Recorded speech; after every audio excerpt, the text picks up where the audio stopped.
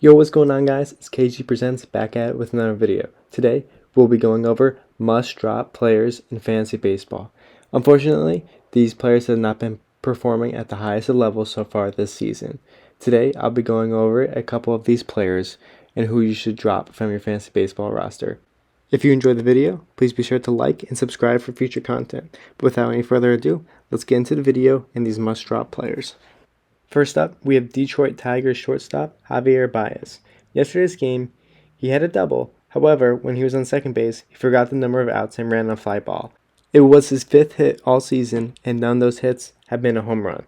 He only has 1 RBI as well. At the time, the shortstop position was thin in fantasy. However, that is no longer the case.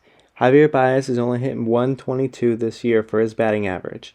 You can easily find a player that has a better batting average, so be sure to add him to your fantasy baseball roster.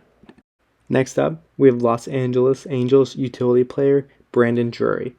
So far in 2023, he is hitting .189 with 1 home run, 3 RBIs, and 3 runs scored. The lack of production has seen Drury only post 8 total fantasy points this year.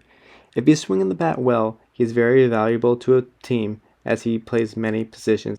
However, with him currently in a cold slump, it would be best for fantasy managers to move on from Drury and look for another player to help out their team. Next up, we have Los Angeles Angels third baseman Anthony Rendon. Ever since he signed with the Angels a few years ago, he's been injury prone and has also not hit very well when he was on the field. Recently, to start off this season, he was suspended and fined for an altercation with a fan. So far in 2023, he has hits in just 2 games with no extra base hits. It's a well-known fact that third base is a shallow position this season. Even as this is the case, there are players on the waiver wire that have a more upside and better health history than Rendon. Unfortunately, it looks like his best days are behind him. Last but not least, we have Cardinals starting pitcher Miles Mikolas.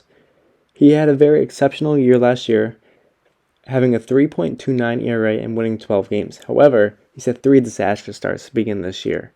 In his first 14 and third innings pitched, he's allowed 16 earned runs. He certainly can turn it around. However, there has to be a better option on the waiver wire at the moment than Mikolas. Managers should be strongly encouraged to go out and find one.